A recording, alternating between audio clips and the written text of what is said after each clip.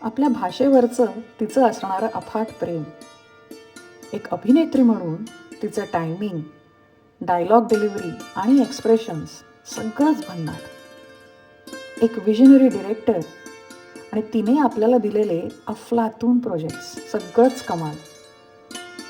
पण खरं सांगायचं झालं तर ह्या तिच्या मोठ्या यादीपेक्षा लोकांना सर्वात जास्त आवडतं ते म्हणजे तिचं मनमोकळं बोलणं, दिलखुलास हसणं आणि एकदम फ्रेंडली नेचर.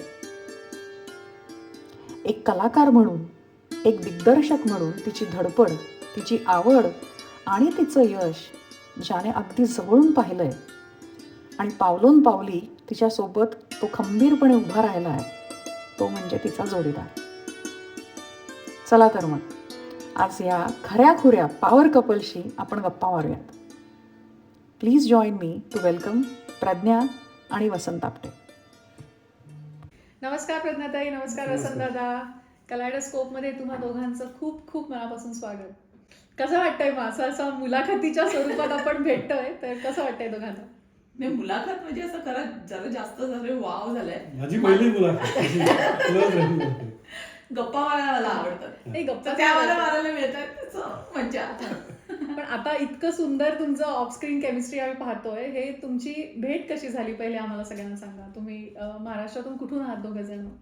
मी ठाण्याची आहे. अरे वा. आणि तू? मी पाहिलंच. मुंबईकर दोघेही जण. पण मग भेट कशी झाली आणि इथे अमेरिकेत येणं कसं झालं पहिले? मी अमेरिकेमध्ये 93 मध्ये झालो होतो. मी आधी युरोपमध्ये होतो कामाला आणि मग तिकडे ओळख झाली, त्यामुळे इथे जॉब मिळाला. तो टिपिकल रूटनी अमेरिकेत आलो. सो 93 ला मी इथे आलो. मग 94 ला मी गेलो होतो, तेव्हा म्हणजे ते ट्रेडिशनल सगळा प्रोग्राम होऊन आमचं कार्यक्रम झाला. त्यामुळे मग झालं आणि योगायोगाने लगेचच मी कमी दिवस गेलो होतो तसा, पण लग्न ठरलं. लग्नाचा हॉल बिल सगळं धावपळ करून तो मिळाला. आणि the most surprising thing which is very rare is माझ्या फ्लाईटला तिचा व्हिसा पण झाला आणि माझ्या फ्लाईटला तिकीट पण मिळालं. So she could come with me. वा. पण मग आलात ते दोघं जण इथे फ्लाईटनी शार्लटला आलो आम्ही. आल्या ऍक्च्युली ना शार्लट मधले दोघ जण आले होते. एक वसंतचा मित्र आणि एक म्हणजे मैत्रीणच आमची अशी म्हणता येईल, माधवी अरगडे. एअरपोर्ट वर आली होती मला रिसीव्ह करायला. अरे क्या बात आहे. त्यामुळे मला खूपच मस्त वाटलं. आल्या म्हणजे असं जेवण घेऊन आली होती आणि असं एकदम घरी आल्यावर असं छान घरगुती आपल्याला असं, मला असं तसा फील आला. एकंदर अमेरिकेत पहिल्यांदा आल्यावरचं फील कसं होतं? मी आले ना, खूप लहान असेल राईट तेव्हा आपलं? अतिशय लहान होतं. 8 वाजता दुकानं बंद व्हायची, 12 वाजायच्या आधी ग्रोसरी स्टोअर्स उघडायची नाहीत. रविवारी तर म्हणजे रेस्टॉरंट 8ला वगैरे बंद व्हायचे. आणि मुंबईहून येऊन म्हणजे मला काय चाललंय, वेळ यांना बिझनेस नाही का करायचा असे मला प्रश्न पडायचे. पण म्हणजे ठीक आहे बाबा, आता काय करणार आहे. ड्रायव्हिंग उलट, त्यामुळे ड्रायव्हिंग जेव्हा शिकवायला सुरुवात केली तेव्हा मी खूप म्हणजे बापरे, काय मला जमणार नाही, मला एवढ्या स्पीडमध्ये गाडी चालवता येणार नाही, जाम रडारड केली, खूप त्रास दिलाय मी याला. आणि अत्यंत पेशंटली मला ड्रायव्हिंग शिकवलंय. तसं बघायला गेलं तर शार्लट खूप शांत होतं, काही असं विशेष काही घडायचं नाही. पण नेमकंच असं झालं की 95 मध्ये एप्रिल महिन्यामध्ये त्यांनी फेस्टिवल ऑफ इंडिया इथे सुरू करायचं असं ठरवलं. तर इथे शार्लट युनिव्हर्सिटीमध्ये मनोहर ठोबरीकर म्हणून प्रोफेसर होते. तर त्यांची ती बेसिकली कॉन्सेप्ट होती. अच्छा. आणि त्यांनी ते सुरू केलं सुरुवातीला. आणि ते झालं, ते पहिलं वर्ष होतं स्पिरिट स्क्वेअर मध्ये. आणि तिकडे त्यांना हव्या होत्या ब्राईड्स ऑफ इंडिया आणि आम्ही असे ताजे दोघं लग्न झालेले. त्याच्यामुळे महाराष्ट्रीयन ब्राईड अँड ग्रूम म्हणून आम्ही तिथे आल्या शार्लटमध्ये माझं स्टेजवर परफॉर्मन्सला फेस्टिवल ऑफ इंडिया तुम्ही आलात त्या वर्षापासून सुरू झालं. 95. सो या वर्षी आपण आपल्या शार्लट मराठी मंडळाने 25व्या वर्षात पदार्पण केलं. आणि तुम्ही दोघं, मला वाटतं 95 तू म्हणालीस आता, तो 95 सालापासून म्हणजे गेले 30 वर्ष तुम्ही शार्लटमध्ये आहात. सो तुम्ही खरे खुरे वेटरन आहात आपल्या गावातले. मराठी मंडळ पहिल्यांदा जेव्हा स्थापना झाली त्याची, ते पण त्याला सुद्धा तुम्ही साक्षीदार आहात. तर हा ओव्हरऑल तुम्ही काय सांगाल, कसा होता सगळा प्रवास? पहिली गोष्ट म्हणजे आम्हाला तू वेटरन म्हणते, आमच्यापेक्षा वेटरन की ज्यांची आमची 30च झाले, त्यांची 60-65 वर्ष झाली, अशी लोक आहेत. अरे बाप. आणि अजून आहेत ते, आणि ते ऍक्टिव्ह होते तेव्हा, अशी लोक आहेत. त्यामुळे वेटरन नाही म्हणता येणार, रिलेटिव्हली म्हणतात. बरं. तर शार्लटला आल्या आल्या लगेच मी आलो सप्टेंबरमध्ये, आणि ऑक्टोबरमध्ये दिवाळी होती ती मला वाटतं ग्रीन्सबोरोला का विन्स्टन सॅलमला होती, पण तेव्हा 3 सिटीज मिळून दिवाळी करायची. एवढी लोक नव्हती एका सिटीत. अच्छा. त्यामुळे, आणि तेव्हा मला आठवत आहे दिघे दिघे कुमार डोंगरे हे कुमार दिघे कुमार नाही दिघे पण होते आणि डोंगरे पण होते त्या बरं. नाटकामध्ये. हा, हा, हा. आणि ते नाटक पहिल्यांदा मी तिकडे बघितलं तेव्हा मला कळलं की मराठी मंडळ नुसतंच असतं असं नाही, पण ते ॲक्च्युली प्रोग्राम पण करतात. आणि बरं. मग शार्लटमध्ये त्याच्यानंतरची पुढची सगळी वर्ष शार्लटमध्ये दिवाळी झाली, कारण वाढायला लागलं हा, होतं हा. शार्लट. आणि तेव्हा मी कामगार कॅटेगरीत होतो, त्यामुळे खुर्च्या चढणे, आणि मला जरा म्युझिक सिस्टीममध्ये मध्ये इंटरेस्ट होता, बरं. त्यामुळे मी व्हॉलंटिअर करायचो. तर तेव्हापासून मी इथे जे कार्यक्रम होतात त्याच्यात इन्व्हॉल्व व्हायला लागलो. बरं. आणि थँकफुली गुप्ते, तुंगारे, दिघे असे जे माझ्याही आधीपासून खूप वर्ष राहत होती, त्यांनी खरं खूप कष्ट करून मराठी प्रोग्राम ते आणायचे, करायचे. पैसे कमी पडले तर स्वतःच्या घरी करायचे. बरं. इतकं होतं की पैसे नव्हते म्हणजे तेव्हा मंडळच नव्हतं, पण ग्रुपकडे पैसे नव्हते म्हणून गुप्ते काकांनी म्युझिक सिस्टीम विकत घेतली स्वतः, बरं. आणि ती मंडळाच्या कार्यक्रमासाठी ते द्यायचे. प्रत्येक अरे वा. म्हणजे अशी एक्सपेक्टेशन होती की प्रत्येक ग्रुपचा कार्यक्रम असेल तेव्हा ती सिस्टीम वापरायची. अच्छा. त्यामुळे माझा पहिला जॉब होता की त्या प्रोग्रामच्या दिवशी सकाळी जायचं त्यांच्या घरी, ती सिस्टीम घ्यायची, जिथे कुठे कार्यक्रम असेल तिकडे सेटअप करायची. बरं. तर असं सगळं स्वरूप होतं, आणि लहान होतं त्यामुळे सगळे एकमेकांना ओळखायचे. असं परकेपणा फार कमी होता, कारण तेवढीच लोक होती. सगळे आले तरच प्रोग्राम व्यवस्थित व्हायचा, तर प्रोग्राम व्हायचा नाही. बरं. त्यामुळे ते पण आम्ही चेक करायचो की कोणाच्या घरी काही नाहीये ना, मग आपण प्रोग्राम ठेवू, असं होतं ते.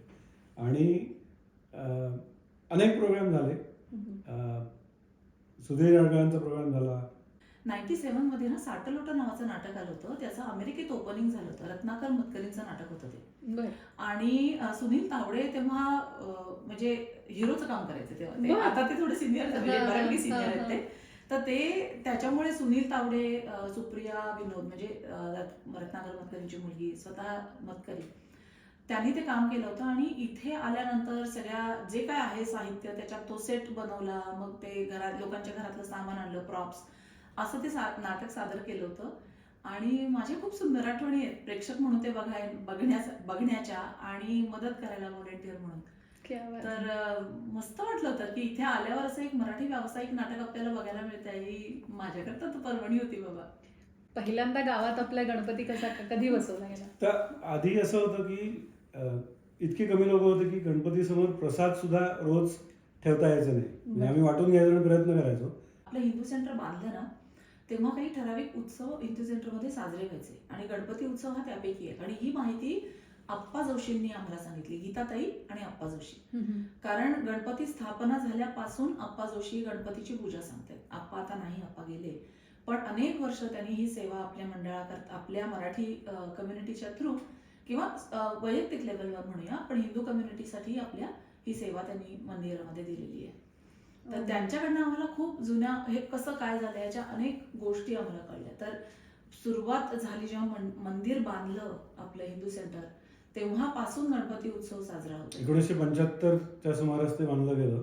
अच्छा. कारण तेव्हा न्यूक्लिअर रिएक्टर बांधायला खूप मराठी इंजिनियर आले होते, बरं. त्यामुळे सडनली मराठी पॉप्युलेशन वाढली म्हणून त्यांनी पुढाकार घेतला आणि ते देऊळ झालं. आणि तेव्हा विरोध होता तरी इथल्या काही लोकांनी स्वतःचे पैसे टाकून ती जमीन विकत घेतली. जमीन विकत घ्यायला विरोध झाला म्हणजे होता. भोजवानी लेन जे नाव आहे ते त्याच्यामुळे त्यांचं नाव आहे, कारण त्यांनी ती जमीन विकत घेतली स्वतःच्या नावावर, कारण नाही तर देत नव्हते ते. आणि मग ती जमीन हिंदू सेंटरला त्यांनी दिली, आणि म्हणून हिंदू सेंटर झालं. आणि मग गणपती उत्सव चालू राहिला, पण मग मराठी कम्युनिटी खूप कमी होती ना, त्याच्यामुळे मग फक्त एक काहीतरी गोड प्रसादाचं म्हणून जेवण असं स्वरूप होतं. म्हणजे मी तसं पाहिलेलं आहे. पण मग त्याच्याऐवजी आपण काहीतरी वेगळं करावं का, असं थोडंसं जास्त लोक झाल्यावर एक विचार पुढे आला. आणि मग त्यातून असं ठरलं की आपण मराठी कम्युनिटीच्या तर्फे हिंदू सेंटरमध्ये एक महाप्रसाद देऊया. म्हणजे आपलं आपणच पैसे कलेक्ट करायचो, मराठी मंडळ नव्हतं कारण तेव्हा. तर मराठी कम्युनिटीतल्या लोकांनी ते पैसे कलेक्ट करायचे आणि त्या पैशातनं मग जेवण द्यायचं. तर 500 लोकांचा अंदाज होता बरं का सुरुवातीला. आणि आता चापल्लीला राहायला गेलेत अंजुताई, पण अंजुताई आणि सुभाष दादा सोमण इथे राहायचे. तर अंजुताईंनी तो 500 लोकांची ती रेसिपी सेट केली होती. तर ती मसुराची उसळ, कुर्मा ही जी रेसिपी अंजुताईंची 500 लोकांची ओरिजिनल रेसिपी आहे. आणि आम्रखंड स्पेशालिटी होती ते गीता जोशी त्यांनी ती केली. कारण त्यांना एवढ्या मोठ्या स्केलवर फक्त त्यांचीच हिंमत होती करायची ती. आणि आम्हाला म्हणजे मला स्वतःला खूप गोड आवडते, त्यामुळे त्याच्या मला जरी कळत नसलं तरी त्या प्रिपरेशनमध्ये मी खूप उत्साही भाग घेतो. बर. मला दोघं सांगा की आपल्याकडे आता छोट्या छोट्या प्रमाणात का होईना मराठी कम्युनिटीचे छोटे फंक्शन्स होत होते. म्हणजे गणपती झाला, एकत्र भेटणं होत होतं, काहीतरी देवळाचे सणवार झाले. पण हे आपण मंडळ स्थापन केलं, हा इनिशिएटिव्ह कोणी घेतला आणि हे कधी स्थापना झाली? म्हणजे आता आपण 25व्या वर्षात आहोत म्हणून मुद्दाम विचारते. गणपतीला जेव्हा पहिल्यांदा आम्ही ते सुरू केलं की एक दिवस सगळ्यांना जेवण द्यायचं, मराठी कम्युनिटी तर्फे संबंध शार्लेटला जेवण द्यायचं, गाव जेवण म्हणलं, आणि स्वकष्टाने करायचं. म्हणजे कोणाला तरी कुकला नाही बोलवायचं, स्वतः करायचं. आणि आम्ही जाऊन ग्रोसरी आणण्यापासून ते कुकिंग असं सगळं करायचं. तर तेव्हा मग आलं की हे एक गणपतीपुरतं हे ठीक आहे, पण जर असेच प्रोग्राम व्हावेत अशी इच्छा होती. आणि बाकीच्या सिटीजमध्ये मराठी मंडळ स्थापन होत होती. त्यामुळे असं होतं की मग आपण पण करूया. आणि हे जे खूप वर्ष इकडे होते ते अनेक सिटीमध्ये राहिलेले होते, त्यामुळे मग त्यांचे काही व्ह्यू पॉईंट्स होते, ते सगळं करून आम्ही 99 साली अशी सुरुवात झाली की आता आपण काहीतरी करू. आणि ते सगळ्या फॉर्मॅलिटीज कम्प्लीट होऊन रजिस्टर होऊन 2000 साली फॉर्मली रजिस्टर झाली. तेव्हा त्याचं नाव ठेवलं होतं कॅरोलायना सांस्कृतिक मराठी मंडळ.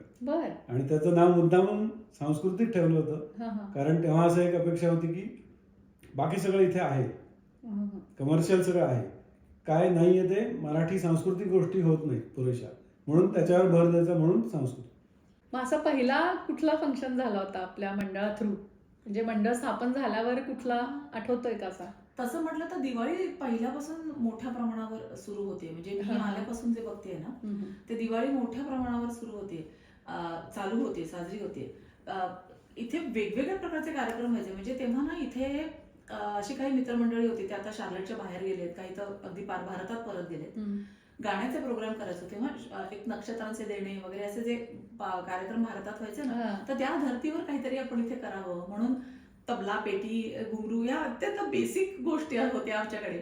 आणि अत्यंत एन्थुझियाझम होतं. त्यामुळे काही उत्कृष्ट गाणारे होतो अशातला भाग नाही, मित्रमंडळींच्यात बसून गाणारे होतो, लोक सगळे एकत्र बसून आम्ही ते गाण्याचे कार्यक्रम करायचो. आणि मेनली दिवाळीला हे जास्त प्रमाणामध्ये व्हायचं. आणि मग हे असं करता करता एकदा एके वर्षी मी दिवाळीमध्ये ना कथाकथन, मोनो ऍक्टिंग असं करता करता अचानक मोरूची मावशी दिवाळीमध्ये सादर केलं. वा, तू असं एक पात्री पहिले सादर केलंस? हो. वा.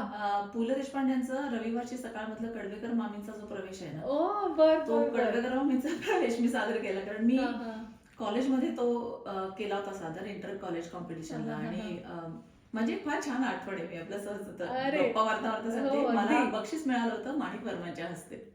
त्यामुळे तो प्रवेश माझ्याला फार असा जीवाच्या जवळचा आहे की बापरे, माणिक वर्मांच्या हस्ते आपल्याला बक्षीस मिळालं होतं असं. आणि मग काहीतरी करूया आपण, काय करायचं, तर जे मला येत होतं ते आपलं असं कॅज्युअली जाऊन मी केलं सादर. आणि ते आवडलं लोकांना. आणि मग असं विचारलं इथल्या मित्रमंडळींनी की हे काय मस्त ना, आपण नाटक करूया का. आम्ही कॉलेजमध्ये असताना मोरूची मावशीमधला एक साधारण 45 मिनिटांचा प्रवेश सादर केला होता. ते स्क्रिप्ट होतं माझ्याकडे. आणि अशा तऱ्हेने ते पहिल्यांदा स्मिथफिल्ड एलिमेंटरी पार्क रोडवर शाळा आहे, तर तिथे झालेल्या दिवाळीला ते 45 मिनिटांचं नाटक सादर केलं. आधी काय घडतं या नाटकात हे थोडंसं आधी येऊन मी सांगितलं. आणि नंतर आम्ही ते नाटक सादर केलं. मध्यंतरी कोणी तरी तो व्हिडिओ आपल्या कट्टावर टाकला होता, तर मला खूपच मज्जा वाटली की खूप जुनी आठवण आहे. म्हणजे शार्लेटमध्ये मी आल्यावर नाटक करायला जी सुरुवात झाली तेव्हा मी ते बसवलेलं पहिलं नाटक, काम केलेलं, शार्लेटमध्ये काम केलेलं पहिलं नाटक. तुला शाळा कॉलेज पासून जी आवड होती नाटकात काम करणं, नाटक बसवणं, ते इथे त्या एक पात्रीच्या निमित्ताने का होईना मला वाटतं त्याला पुढे वाट मिळाली. नक्कीच. आणि नंतर तू भरपूर नाटकं बसवलीस इथे, राईट? हो, हो. म्हणजे खूप सुंदर आठवणी आहेत. म्हणजे हा, हा. इथे जे काय माझी आवड म्हणून मी जे काय केलं ना, हा. मोरूच्या मावशीने सुरुवात झाली. त्याच्यानंतर पुढच्या वर्षी लगेचच दिवाळीला ना शार्लट मधल्याच अनेक नाट्याची आवड असलेली अनेक मित्रमंडळी आहेत. 3 एकांकिका दिवाळीलाच सादर केल्या होत्या. क्या बात आहे. आणि तो परफॉर्मन्स झाला होता मॅथ्यूज कम्युनिटी सेंटर फुलबुट थिएटर. पाहिजे जातीचे, मद्रासीने केला मराठी प्रतार आणि अंमलदार ही 3 नाटकं सादर झाली होती आणि खूप मस्त मज्जा आली होती. दिवाळी एक लहान मुलांचा कार्यक्रम करतो, लोकल आर्टिस्ट सगळं, ते एक पार्ट 1 आणि पार्ट 2 म्हणजे फक्त या एकांकिका होत्या. असं झालं होतं ते. ती दणक्यात झाली होती दिवाळी. मग 2009 मध्ये ना पहिली इन्व्हेस्टमेंट केली होती आणि लॅपेल माईक्स घेतले होते. शांतेचं कातर नाटक केलं होतं. वा. ते नाटक मी बसवलं नव्हतं, आमचा एक इंडियामध्ये गेला तो मित्र, तर त्यांनी जबाबदारी उचलली होती दिग्दर्शनाची आणि मी केलं होतं शांताचं काम. रणजित गुर्जर, व्यंकटेश, मी शांता, संजय कुलकर्णी आजोबा होते, बहिरे आजोबांचं काम केलं होतं. विनी बर्वे होती त्या नाटकामध्ये आणि कार्टा आमचं म्हणजे तो आमचा नाटकाचा दिग्दर्शक होता. तर तेव्हा ते दिवाळीला सादर केलं होतं 1.25 तासाचं. मी ते म्हणजे परत तू कट करून थोडं तसं संक्षिप्त स्वरूप केलं होतं. ते खूप आवडलं सगळ्यांना. मग असं वाटलं की अरे हे जर आवडत असेल तर आपण ते जमतंय. म्हणजे आपल्याला आवडत आहे पण लोकांनाही आवडत आहे आपण जे केलंय ते. हा पण तितकाच महत्वाचा मुद्दा आहे ना. मला वाटतं तेव्हापासून असं जरा जास्त सेट करायचा, जास्त लाईट्स आणि साऊंडकडे लक्ष द्यायचं, असं सगळं होऊन तो नुसताच घरच्या कपड्यातल्या नाटकाच्या पुढे गेलं ते. त्याच्यानंतर मी फक्त ना दिवाळीमध्ये स्किप्स केली. फार जास्त नाही घेतला, भाग नाही घेतला, वेळ नाही व्हायचा. आणि मग नंतर ते झाल्यावर यदा कदाचित केलं. ते पण असं संक्षिप्त स्वरूपात. ते पण अमितने बसवलं होतं. तो तर इंडियाला गेला होता तेव्हा त्यांनी आमच्या सगळ्यांचे कॉस्ट्युम शिवून आणले बॅगेत भरून. बापरे. एवढा उत्साही येतो. तर ते त्या व्हिजिटमध्ये त्यांनी ते सगळे शिवून अजूनच माझ्याकडे ते सगळे कॉस्ट्युम्स. ऍक्च्युली रालेहून नाटक आलं ना तेव्हा माझ्या असं लक्षात आलं की लोकांना आवडतंय, मंडळालाही हे मोठ्या प्रमाणावर संक्रांत व्हायला हवी आहे, तर मग आपण संक्रांतीलाच का नाटक सादर करू नये. आणि तिथून ते नाटक संक्रांतीला सादर करणं सुरुवात झाली. आणि 2014 मध्ये की नाही मी खरं म्हणजे माझ्या नॉन प्रॉफिटची स्थापना केली होती. कलायात्री असं नाव आहे त्याचं. माझ्या डोक्यामध्ये असं होतं की आपण नाटक बसवू आणि आपण नाटक सादर करू. पण तोपर्यंत मला माहिती नव्हतं की मंडळाच्या थ्रू नाटक सादर करता येईल का आपल्याला आपलं करायला लागेल. आणि जेव्हा तुम्ही रेंट करता तेव्हा तुम्हाला काहीतरी एक संस्था किंवा काहीतरी लागतं राहील. तर त्या दृष्टिकोनातून मी कलायात्रेची स्थापना केली होती. पण मी जेव्हा मंडळाला विचारलं की माझी अशी इच्छा आहे तर तुम्हाला आवडेल का नाटक सादर केलेलं, तर मंडळाकडनं होकार आलं. म्हटल्यावर मग मला काहीच प्रश्न पडला नाही. मग मंडळाच्या म्हणजे मंडळ is a non profit organisation right. So Sankranti करता मंडळाच्याच नावावर करायचं. ते मी 4 वर्ष मी ते केलं. ते लपंडाव केलं. त्याच्या दुसऱ्या वर्षी साक्षीदार केलं. साक्षीदार म्हणजे खरं सांगायचं तरचं रूपांतर होतं. 2.25 तासांचं नाटक होतं ते. ॲम्बिशियस होतं ते प्रोजेक्ट आमच्याकरता, कारण बऱ्याच गोष्टी अशा त्याच्यात बदलायचा होता, सेट वगैरे. तर सेट बदलणाऱ्या लोकांची 11 जणांची टीम होती. आम्ही ऍक्च्युली अंडर 5 मिनिट्स ते चेंज करायचं कसं याच्या प्रॅक्टिसेस केल्या होत्या. आणि ते नाटक इंटेन्स नाटक होतं आणि मला त्याच्यामध्ये मेन रोल करायला मिळाला. आशिषने मेनली डिरेक्ट केलं होतं. I was assisting. मस्त मजा आली होती आशिष बरोबर काम करायला. आणि तेव्हा खूप इलॅबोरेट सेट झाला होता, कारण कोर्टरूमचं साक्षीदाराची जी कोठडी असते, साक्षीदाराचा पिंजरा, असे वेगळे सेट बनवले होते. सेट होते ते आमच्याकडे. साक्षीदारच्या नंतर पुढच्या वर्षी रत्नाकर मतकरींनीच लिहिलेलं कुठे बोलायचं नाही ते केलं होतं. अरे ते तर कमाल आहे. त्याच्यामध्ये संदीप कुलकर्णी, देवदत्त आणि मी मनीषा आमचे ते रोल होते. नंतर चिन्मय नाडकर्णी पण होता त्या नाटकात. त्याच्यानंतर पुढच्या वर्षी एकांकिका केली. That was a suspense thriller. त्याचं नाव होतं रिंग अगेन. त्याच्यामध्ये 2च कॅरेक्टर्स होती, कुमार डोंगरे, कुमार काका आणि मिलिंद मराठे. आणि ते नाटक घेऊन आम्ही नंतर क्लिव्हलंडला पण गेलो होतो. क्लिव्हलंडला मज्जा आली होती करायला. आणि ते ऍक्च्युली क्लब हाऊसच्या सेटिंग मध्ये इंटिमेट थिएटर स्टाईल केलं होतं नाटक. खूप मजा आली होती. त्याच्यानंतर केलं प्यार व्यार वेस्ट ऑफ टाइम 19. ते म्युझिकल जसं म्युझिकल आणि ते आकापेलाने जाहिरात केली होती. मी मार्केटिंग पण तेव्हा पूर्णपणे मीच बघितलं होतं. त्याच्यामुळे खूपच मज्जा केली होती आम्ही सगळं ते करताना. आकापेला सारखं त्याचं गाणं लिहिलं होतं. आणि मग नंतर माधवी धारकर आहे ना, तिची मुलगी या सगळ्यात काम करते. मिलिंद आणि माधवी धारकर इथे राहतात ते. तर तिच्या मुलीने हे सगळं आकापेला विंडोज मध्ये आम्हाला ते घालून दिलं होतं नेहाने. आणि मग पॅन्डेमिक मध्ये ना लपंडाव नावाचं एक डिजिटल नाटक विजय केंकरांनी आणलं होतं. हा.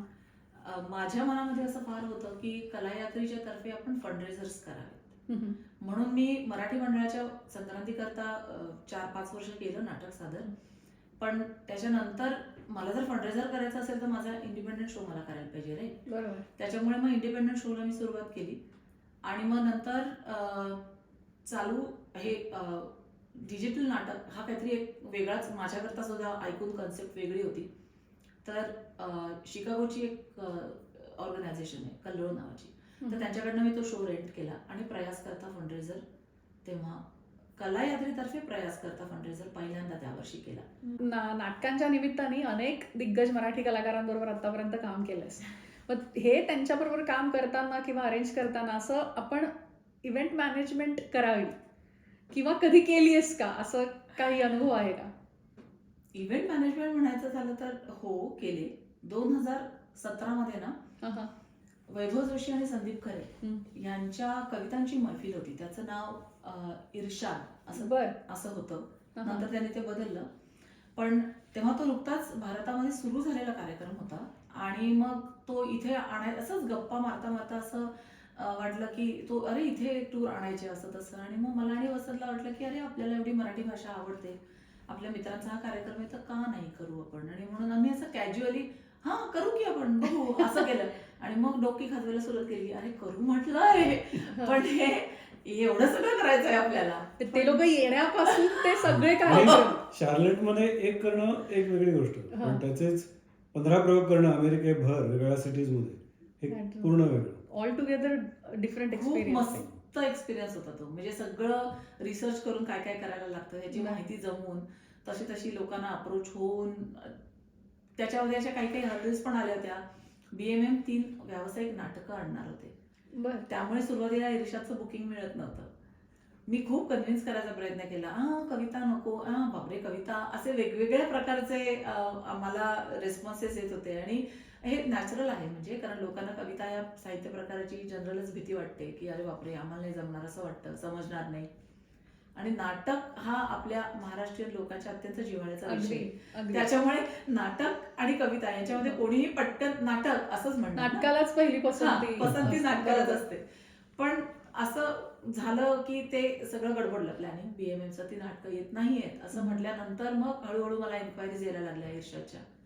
आणि कॅलिफोर्निया आर्ट असोसिएशन म्हणजे कला या संस्थेचा वर्धापन दिन असतो, तर त्या वर्धापन दिनाच्या निमित्ताने ते लोकल कार्यक्रम करतात आणि त्यांचा शेवटच्या दिवसाचा जो कार्यक्रम असतो ना तो व्यावसायिक कलाकारांचा कार्यक्रम असतो, तो त्यांनी इर्शादचा घेतला होता. आणि मग यांची टूर वेस्ट कोस्ट पासून सुरू झाली, ती गोल सगळीकडे फिरून ईस्ट कोस्ट पासून परत वेस्ट कोस्टला संपली. ती 1.5 महिन्याची टूर होती आणि वेगवेगळ्या सिटीज मध्ये टोटल 15 त्यांचे ऍक्च्युअल शोज होते. आणि 16वा एक गंमत जम्मत काय म्हणायचं मैत्रीपूर्ण शो होता. वसंतचाच एक मित्र आहे, तर त्यांनी व्हॉट्सअप बिल्डिंग मध्ये त्यांची अशी फेसबुक लाईव्ह अरेंज केली होती. फेसबुकच्या बिल्डिंग मध्येच फेसबुकवरच कविता केली होती, व्हॉट्सअपवर वैभवने वाचली. खूप म्हणजे तो असाच होता, तो पेड शो नव्हता त्यांचा, पण त्यांनाही एक्सपिरियन्स त्या फेसबुकच्या त्या सगळ्या एम्प्लॉईज जे मराठी होते तर तो फेसबुक लाईव्ह केलं होतं तेव्हा तिकडनं. आणि तो it was a very different experience for even the artist and the Facebook Marathi Facebook employees. तर असे छान छान अनुभव आहेत आमचे. आणि आपला शार्लेट मधला जो शो झाला तो शो ना हा पूर्ण अगदी हाऊसफुल शो गेला होता. प्रॉव्हिडन्स पॉइंटचं बुक केलं होतं, म्हणजे आम्ही पर्सनल लेवलवर केला होता तो शो. सुरू झाल्यापासूनचा 25वा शो होता तो, आणि तो हाऊसफुल गेला. त्या 8 दिवस आधी तो हाऊसफुल झाला होता तो. त्याच्यामुळे आमच्या चौघांच्या करताना ती खूप आनंदाची गोष्ट होती की अरे वा आपल्या शार्लेटचा शो हाऊसफुल झालाय असं. पण लोकांनी ती छान उत्स्फूर्त दाद दिली होती आणि खूपच खूपच खूपच मदत झाली. तेव्हा जे सगळे व्हॉलेंटियर्स होते, दीपाली मय होती, महेश भोर होता मदत करायला, खूप लोकांनी खूप मदत केली. प्रमोद होले, त्याला म्हटलं होतं बाबा तुझ्या ज्या ज्या मित्रांना इंटरेस्ट आहे त्यांना सांग तू म्हणजे यायला, जरी आजूबाजूचे असतील तसे. साऊथ केरळाहून बरेच लोक आले होते. तू आता फंडरेझर प्रयाससाठी तुम्ही इतके वर्ष काम करता आणि प्रयाससाठी तू अनेक प्रोजेक्ट सुद्धा केलेस, तर त्याबद्दल काय सांगशील? मेनली प्रयासच्यासाठी काम करायला सुरुवात केली ना, ते प्रयासच्या मार्केटिंग आणि नंतर सोशल मीडिया असं काम करायला सुरुवात केली. पण कुठेतरी असं वाटायला लागलं की आपली जी नाटकाची आवड आहे त्याचा आपल्याला नुसतंच नाटक सादर करणं याच्या पलीकडे जाऊन काही जर उपयोग करता आला तर का नाही. बरोबर. आणि तो माझा थॉट होता प्रयाससाठी फंडरेजर करण्याचा. दरवेळेला काही मीच नाटक सादर केलंय याच्यातला भाग नाहीये. 2022 साली अश्रूंची झाली फुलेचा इथे टूर आली. बर. सुबोध भावे आणि शैलेश दातार, सीमा देशमुख, उमेश जगताप सगळे दिग्गज कलाकार. आणि मी खरंच सांगते, मी धाडकन उडी मारून हो मला तो शो हवायचं सांगितलं. आणि मला नंतर असं कळलं की तो त्यांचा फक्त अमेरिकेमधली त्यांची शेवटचा शो होता असं नाही, तो त्यांच्या संचाचा शेवटचा शो होता. म्हणजे सगळ्या दृष्टीने ना तो त्याचं एक महत्वच वेगळं होतं, खूपच वेगळं महत्व होतं त्या पर्टिक्युलर नाटकाचं आणि त्या शोचं त्या दिवसाचं. आणि तो घ्यायचा ठरवला, अनेक अडचणी आल्या, त्याचा इलॅबोरेट सेट करायचा होता. आमच्या बऱ्याच सगळ्या म्हणजे अनेक लोकांनी तो घेतला होता अमेरिकेमध्ये शो. आमच्या मीटिंग्स व्हायच्या, मला खूप छान सांगितलं, सगळी व्यवस्थित माहिती मिळाली. पण ते सगळं जमवाजमवी करायचं याच्याकरता प्रचंड मेहनत लागते, प्रचंड लोकांनी मदत केली. म्हणजे मी नावं सांगायला बसले ना तर प्रचंड मोठी लिस्ट होईल, पण तरी सुद्धा मला काही नावं इथे मुद्दा मेन्शन करावीशी वाटतात. ती म्हणजे शार्लटमधल्या 5 उद्योजक महिला. त्यांनी मला अगदी सढळ हाताने खंबीरपणे मदत केली. स्पॉन्सर्स असं मी त्यांना म्हटलं. तर त्या 5 जणी आहेत. एक आहे आपली अनघा खोत, तिची स्वतःची फार्मसी आहे. बर. दीपा होले, हा, ती वास्तुरी, बऱ्याच लोकांना ते माहिती आहे. अरुणा पत्की, ती एक आहे. वैशाली वेताळ, ऋषीज कलेक्शन. आणि 5वी व्यक्ती आहे ना, ती उद्योजक व्यक्ती नाहीये, पण ज्यांचे आमच्या मागे कायम शाबासकीची थाप आमच्या पाठीवर पहिल्यापासून आहे, असे दीपक काका आणि शिल्पाताई. वा. तर शिल्पाताईंनी पण अशीच मदत केलेली आहे त्या शो करता.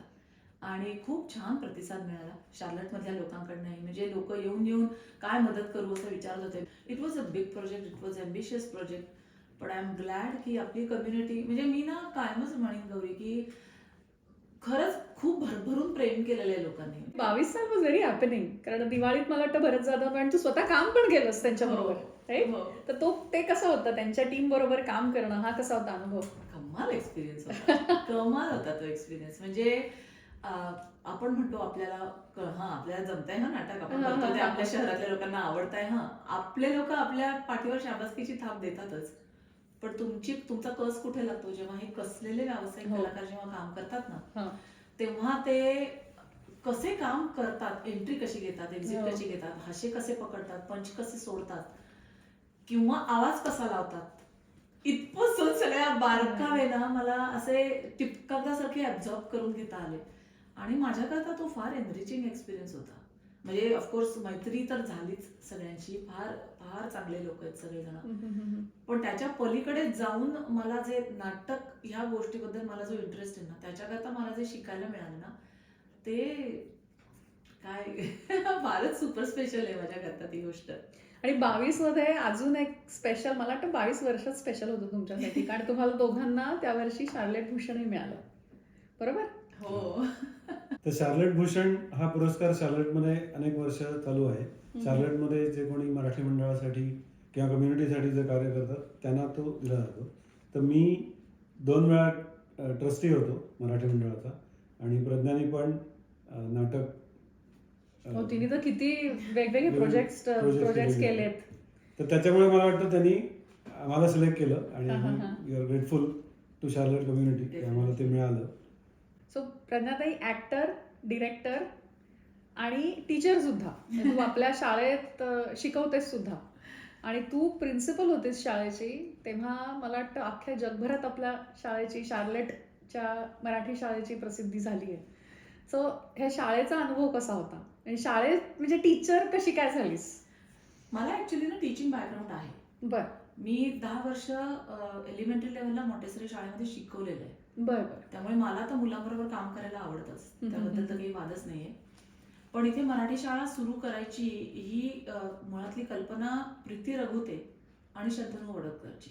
ओ बर. तर त्या दोघांनी मला फोन केला होता, आमचा कॉन्फरन्स कॉल झाला होता, तेव्हा मी म्हटलं होतं की मला ॲडमिनिस्ट्रेशनमध्ये जराही इंटरेस्ट नाही आहे, मला शिकवण्यात इंटरेस्ट आहे. त्यामुळे आपल्याला जर सुरू करायची असली शाळा तर I am 100% in as a teacher. बरं. तर मग सुरुवातीला आम्ही 3 जण होतो.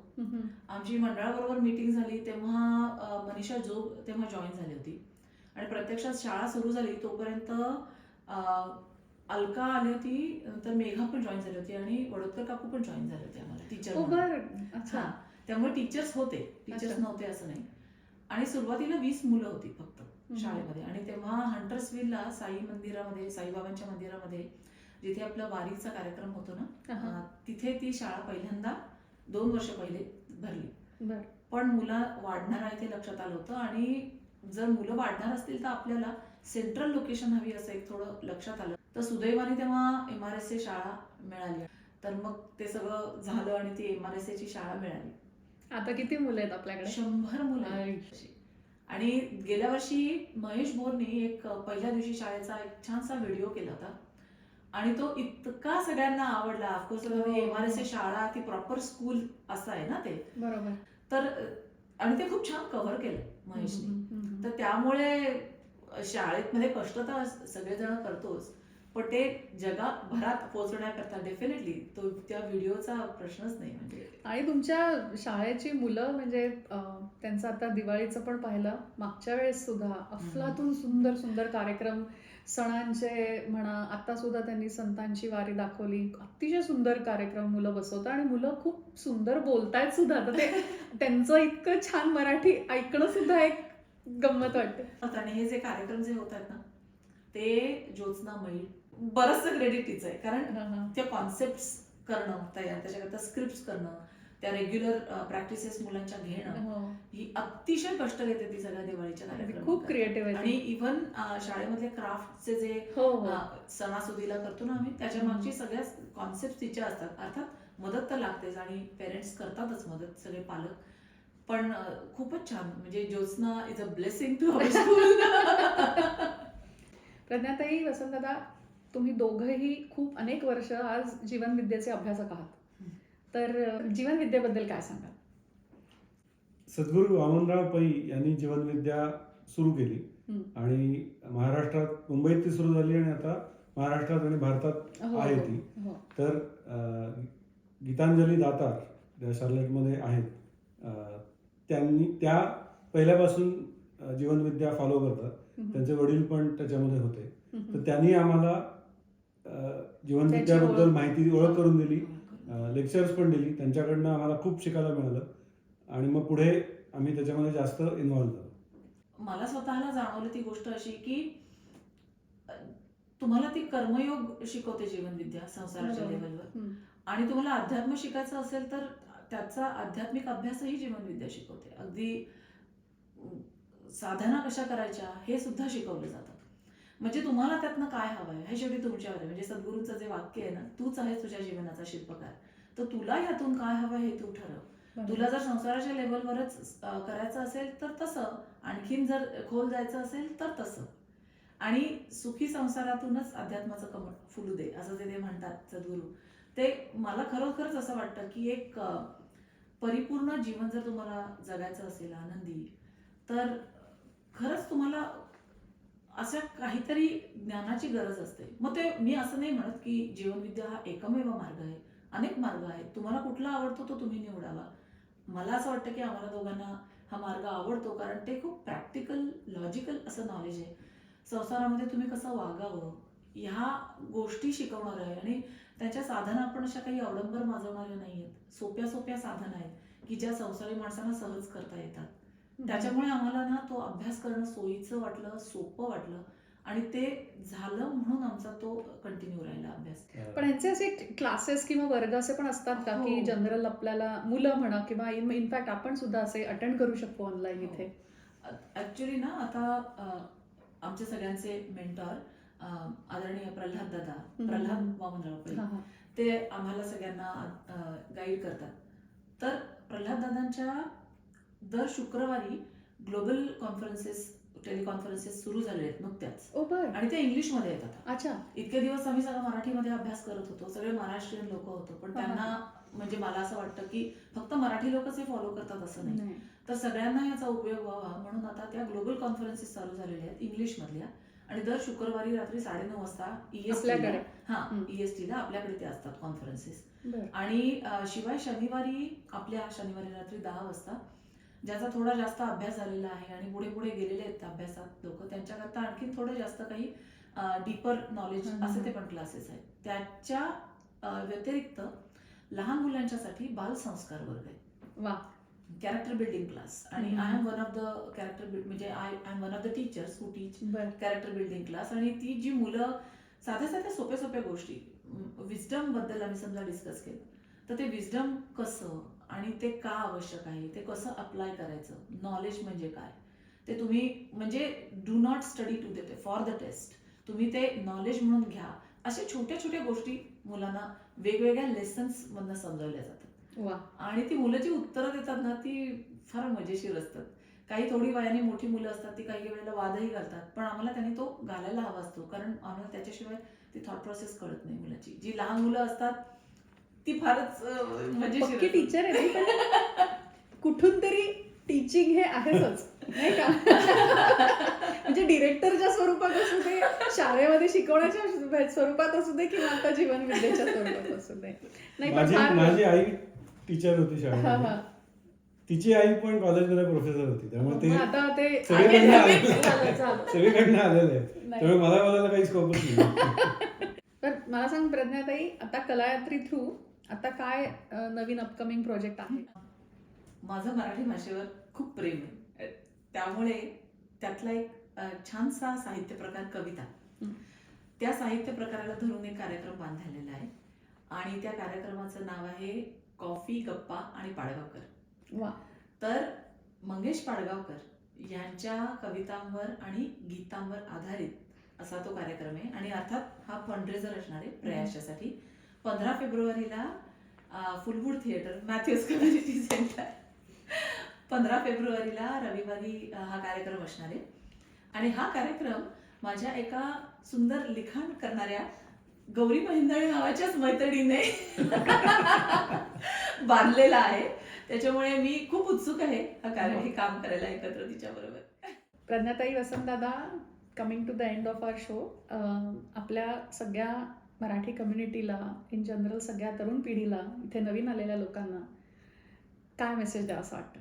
आता मी इथे 30 वर्षापेक्षा जास्त आहे, हा. आणि मराठी कम्युनिटी आधीपासूनच होती, हा. त्याचं मंडळ झालं, पण कम्युनिटी हळूहळू वाढतीये, त्याचा आनंद आहे. आणि अनेक वेगळ्या विचाराचे लोक एकत्र येत आहेत, खूप चांगले कार्यक्रम होत आहेत. आणि हळूहळू आपण आता जशी जनरेशन्स वाढत आहेत, सो जे 50 वर्ष इथे आहेत, 25 वर्ष इथे आहेत, आणि 5 वर्ष इथे आहेत, आणि 1 वर्ष आहेत, तर ते वेगवेगळ्या जनरेशनमध्ये आहेत. तर त्या सगळ्यांना घेऊन त्यांच्यासाठी कार्यक्रम आपण केले तर जास्त लोकांना अट्रॅक्ट करू शकू. आणि असे अनेक लोक आहेत की जे लोक त्यांच्या इंटरेस्टमध्ये पुढाकार घेऊन कम्युनिटीसाठी, मराठी कम्युनिटीसाठी काम करायला तयार आहे. बरोबर. त्यामुळे त्यांना जर आपण संधी दिली तर कोणावरही जास्त प्रेशर न येता अनेक कार्यक्रम एकाच वेळेला करता येतील. त्यामुळे ते जास्त प्रमाणात झालं तर चांगलं होईल. अरे वा. मला असं वाटतं की मराठी मंडळामधले जे आपले लोक आहेत ते त्यांचं सुद्धा हे व्हॉलेंटरी काम आहे ना, आलेला प्रत्येक कार्यक्रम घेणं शक्य नसतं. त्यामुळे मला असं वाटतं जर आपल्या कम्युनिटीमधले लोक पुढे आले आणि पुढाकार घेऊन त्यांनी असं ठरवलं, मी नुसतं जनरल एक उदाहरण द्यायचं म्हणून सांगते की एक एक्स हा कार्यक्रम येतोय, तर तो कार्यक्रम कोणाला आणायचा असेल तर 4 लोक एकत्र आले आणि आणत असतील तर आपल्याला तो कार्यक्रम आवडत असेल ना तर आपण जरूर जावं. मी आणि वसंत हे अगदी कटाक्षाने पाळतो की येणारा कार्यक्रम चांगला आहे का, मग तो कोण आणताय हा विचार आम्ही करत नाही, आम्ही तो कार्यक्रम बघायला जातो, कारण तो चांगला कार्यक्रम बघण्याचा आनंद आम्हाला हवा असतो. आपल्याला चांगले कार्यक्रम इथे व्हायला हवे असतील तर आपल्या कम्युनिटीकडनं त्याला प्रतिसाद मिळणं आवश्यक आहे. मग चांगले कार्यक्रम शार्लेटला व्हायला हवे असतील तर ते जसे चांगले कार्यक्रम आणणाऱ्या लोकांची जबाबदारी आहे, तसं जाऊन त्या कार्यक्रमाला सपोर्ट करणं ही सुद्धा प्रेक्षक म्हणून आपली जबाबदारी आहे. सो तुम्ही येणाऱ्या कार्यक्रमाची कदर करायला शिका आणि त्याला सपोर्ट करायला शिका, असं खरंच मला मनापासून अपील करायचं आहे आपल्या कम्युनिटीतल्या. खरंच फार छान छान विचार आहे. आणि आपल्या कम्युनिटीनी खरंच हा विचार करावा की एखादा चांगला कार्यक्रम आला तर त्याबद्दलचं असणारं अवेअरनेस आणि त्याला एक कसा चांगला प्रतिसाद देणं ही सुद्धा आपली जबाबदारी आहे कुठेतरी, जर आपल्याला चांगले कार्यक्रम आपल्या गावात हवे असतील तर. त्यामुळे फार फार छान विचार आहे. आणि आज कार्यक्रमामध्ये तुम्ही आलात. आज कलायडोस्कोपचा 10वा, आज सीझन एंडिंग आमचा एपिसोड आहे. त्यासाठी मला इतके सुंदर स्पेशल गेस्ट मिळाले, त्यासाठी तुम्हा दोघांचं खूप खूप थँक्यू. आणि खूप छान मनमोकळ्या गप्पा मारल्यात आज आमच्याबरोबर, त्यासाठी पण खूप खूप मनापासून थँक्स दोघांना. तुझे कलायडोस्कोपचे सगळे एपिसोड अतिशय छान झालेले आहेत. थँक्यू. आणि एवढ्या आपलेपणाने, आपुलकीने तुम्ही याल का माझ्या कार्यक्रमाला, आम्हाला एकदम सुपरस्टार असल्यासारखं वाटलं होतं. एकदम खूपच छान. मला आनंद झाला या गोष्टीचा, कारण मला गप्पा मारायला आवडतात. मी सांगितलं आता एपिसोडच्या सुरुवातीला, तर अनेक जुन्या आठवणींना उजाळा मिळाला आणि ती कोणाबरोबर तरी शेअर करायला मिळत आहे, याचा आनंद आहे. पडद्यामागची व्यक्ती सुद्धा आज प्रश्नच पडद्यापुढे नाही. आलेली आहे. त्यामुळे सुद्धा प्रश्नच नाही, प्रश्नच नाही. आणि तू म्हणजे ही सगळी जुनी माहिती हं. आता लोकांसमोर पोहोचणार आहे, त्याच्यासाठी हो. तुझे कष्ट घेतले त्याबद्दल तुझे खूप आभार. निश्चितच. Thank you so much. खूप थँक्स कलायडोस्कोपमध्ये आल्याबद्दल.